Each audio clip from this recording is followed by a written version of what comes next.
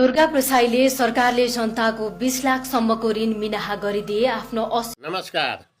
देश विदेशबाट सामाजिक सञ्जाल हेर्नुहुने मित्रहरूले यो भिडियो सेयर गरिदिनु होला। सामाजिक सञ्जाल लगायत यो देशका आम हामी 3 करोड नेपाली जनताको लागि खुसीको खबर हो कि होइन?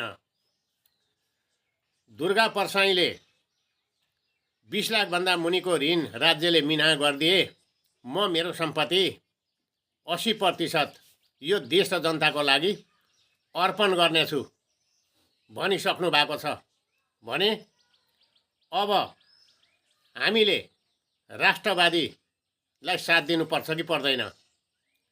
र दुर्गा प्रसाई स्वागत नेपाल जस्ता राष्ट्रवादीहरूको खुट्टा तान्ने मित्रहरूलाई पनि हामी के भन्न चाहन्छौँ भने अब यो देशलाई विदेशीको हातमा नपुर्याउँ। यो देश बचाउनु छ भने अब राष्ट्रवादीलाई साथ दिनुको विकल्प छैन। यो देशमा राष्ट्र संस्था 1 चाहिन्छ, 2 चाहिन्छ। हामीले यो देशका नेपाली जनताले राष्ट्र संस्था किन ल्याउन खोज्दैछौँ? यो देश बचाउनका लागि। राष्ट्र संस्था किन ल्याउन चाहँदैछौँ? यो देशमा शान्ति छाओस् भन्नका लागि।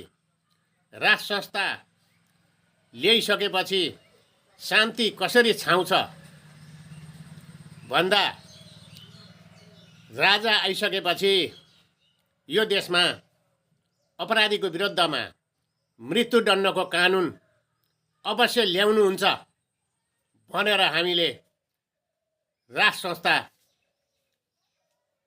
अति जरुरी छ भनेका हौँ। यदि राष्ट्र संस्था ल्याइसकेपछि पनि राजाले यो देशमा अपराधीको विरुद्धमा मृत्युदण्डको कानुन ल्याउन सक्नु भएन भने राजाको पनि काम छैन। किनभने यो देशमा अपराधीको सञ्जाल बढिसकेको छ।